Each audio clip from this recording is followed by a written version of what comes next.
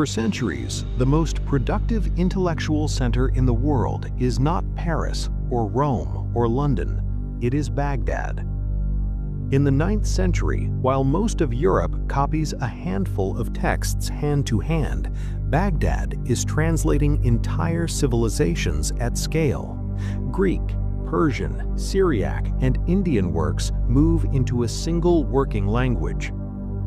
This is not accidental. It is a policy choice. Baghdad is founded in 762 as a purpose-built capital of the Abbasid Caliphate. Its location is deliberate, between the Mediterranean and Central Asia, on major trade routes, close to older Persian administrative centers. The Abbasids inherit an empire that is large, diverse, and difficult to govern. Military force alone cannot hold it together. Administration must scale. To govern effectively, they need astronomy for calendars, mathematics for taxation, medicine for urban populations, and law that can be applied consistently across regions. This creates demand for usable knowledge. The solution is translation. Under caliphs like Al-Mansur and Al-Mamun, the state funds large-scale translation projects. Salaries are paid, materials are supplied, accuracy is rewarded. The House of Wisdom emerges not as a university, but as an infrastructure hub. Scholars are hired to translate, compare, correct, and synthesize texts. Greek works by Aristotle, Euclid, Ptolemy, and Galen are translated into Arabic. Persian texts on administration and statecraft are integrated. Indian mathematics introduces positional notation and zero.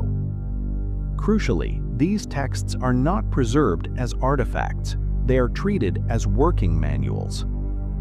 Astronomy is refined to improve prayer times and navigation. Medicine is tested in hospitals that function as training centers. Mathematics is applied to inheritance law and commerce. Paper technology, adopted from China in the 8th century, makes this scale possible. Paper is cheaper than parchment, books multiply, errors can be corrected and recopied quickly. This creates a feedback loop. More books produce more scholars improve administration. Better administration increases stability. Baghdad grows into a city of perhaps 1 million people. Hospitals, libraries, courts, and markets operate at a scale unknown in Europe at the time. Meanwhile, Europe fragments. After the fall of the Western Roman Empire, political authority splinters. Literacy concentrates in monasteries. Books are scarce and expensive. Knowledge survives in Europe, but it does not compound. Copying is slow. Curricula are narrow. Institutions are isolated. In Baghdad, incentives remain aligned. Scholars gain status by solving real problems. Rulers gain legitimacy by funding competence. Merchants benefit from reliable law and calculation. This alignment lasts for generations. By the 10th century, scholars in Baghdad are not just translating, they are correcting Greek astronomy, advancing algebra, writing original medical encyclopedias. But success introduces a subtle shift. As Sunni orthodoxy consolidates political authority in the 11th century, intellectual priorities begin to narrow. Theology gains institutional power. Philosophy becomes suspect. Debate does not vanish overnight, but incentives change. Safer commentary replaces riskier synthesis. Patronage becomes less predictable. Funding depends more on doctrinal alignment than problem-solving value. Scholars adapt accordingly. The system still functions, but compounding slows. When shocks arrive, this matters. The 11th and 12th centuries bring political fragmentation, fiscal strain, and intermittent warfare. The Mongol invasion of 1258 delivers a catastrophic blow to Baghdad's institutions. But the invasion is not the origin of decline, it is the terminal event. By the time the city falls, the knowledge system is already less adaptive. Translation has slowed, synthesis has narrowed, institutional resilience is thin. Meanwhile, Europe begins to change.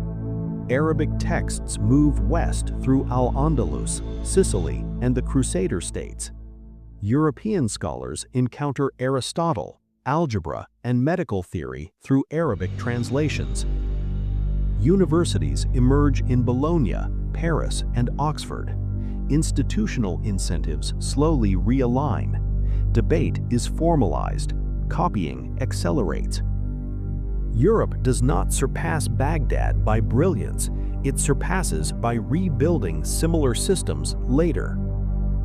The lesson is precise.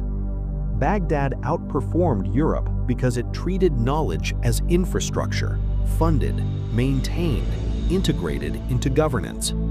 It stopped compounding when that infrastructure hardened into identity, when protecting doctrine mattered more than expanding capability. Invasions destroy cities. Rigidity weakens systems long before that.